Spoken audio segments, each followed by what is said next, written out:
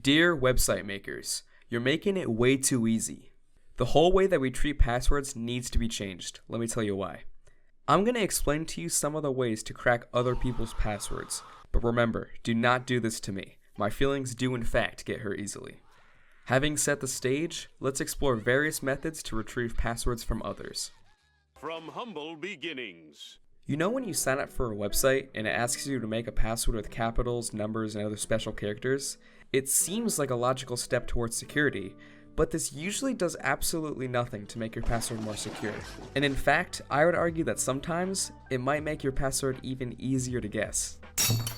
There we go. Let me show you why.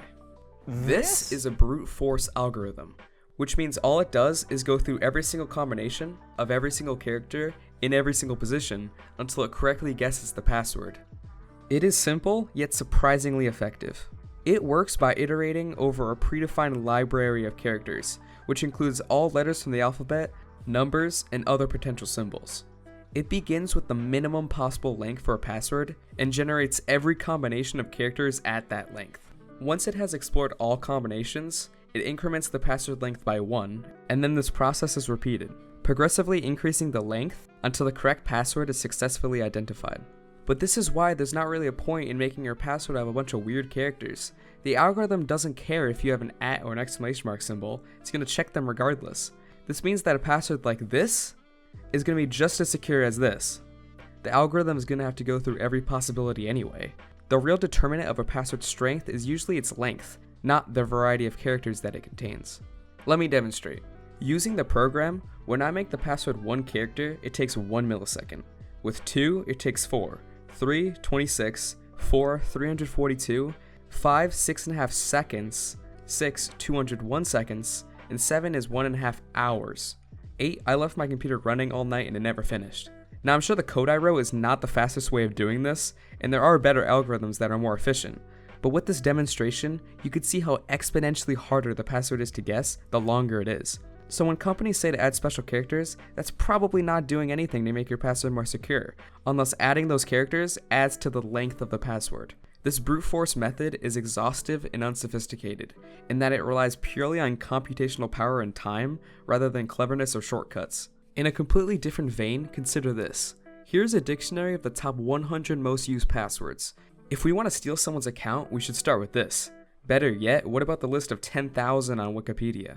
While attempting passwords from this list may seem like a shot in the dark, it's surprisingly effective due to the predictability of human behavior. The chances of someone watching this video right now using a password on this list is actually pretty high. Go check for yourself. Also, remember when I said that websites making users add special characters might make their passwords less secure? When websites mandate the inclusion of numbers or symbols, almost everyone will just add them to the end of their regular password and move on with their day. This predictability makes it easier for us to guess passwords by just adding common sequences like 1, 2, 3 to passwords on the list.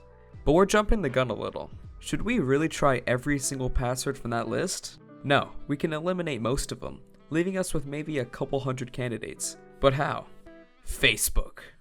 Are the allegations true that you are secretly a lizard? It's surprising how much information people over 30 put on their Facebook. If they have a dog, there's at least a 99% chance that their password is something animal related. We could also just use some common sense. Jesus is the 887th most commonly used password, but if we were trying to get the password of a congressman, we can eliminate that off the list. Anyway, Facebook is the perfect spot to trick old people. We can even farm security questions off them. If you don't know what a security question is, some websites let you set them up in case you ever forget your password. You can use them to prove your identity and show the person logging in is really you and not some weirdo watching this YouTube video. By asking grandmas things like, what street did you grow up in? What was your elementary school? What's your mother's maiden name? We can gain access to their accounts. All these methods by themselves are probably not going to get us anywhere, but when they're used together, we might be able to guess the password of someone. However, there is an even better way of getting into someone's account. Actually, the chances are that someone has already done all the hard work for us. Data breaches. Data breaches and cyber attacks happen all the time. Just in 2023 alone, there were 3,205 data compromises, with over 350 million people affected. This sensitive information sometimes gets leaked onto the deep web, and is usually sold for crypto, or even actual currency. So we could simply just buy the passwords, and we'll have access to anything we want that's been leaked. There's a pretty substantial chance that a website or company that you're affiliated with has been compromised in the past and you have no idea. Have you ever heard of the website haveibeenpwned.com? If you haven't, try it out, it's actually really cool. Put in your email, and it will tell you if any of your accounts are associated with any data breach. If so, you might want to consider changing some passwords. So far, it seems like there's always some way we can get the account of someone. So then what passwords can't we get? One of the best ways of protecting your account is with two-factor authentication, or 2FA. It basically adds an extra step of you having to press a button or get a code from a different device, authorizing that you are the one logging in. So we're going to have to get past this as well if we want to get into someone's account.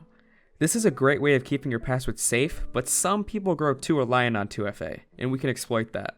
We could use social engineering to trick the person into giving us the 2FA code.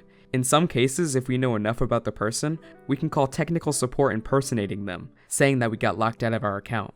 We can also bypass 2FA if somehow we get access to their secondary device, with something like a SIM or session hijacking. If we do end up getting access to the 2FA, we might even be able to reset the password on their account, so we never even have to crack it in the first place. The world of cybersecurity is a crazy and ever-evolving landscape, and it's impossible for me to go into detail about every security flaw and exploit, but I hope it was interesting just learning about some of the ways it can be done. If you liked the video, you can subscribe to get more content like this. If anything I said was incorrect, please make sure you let me know in the comments. Have a great day.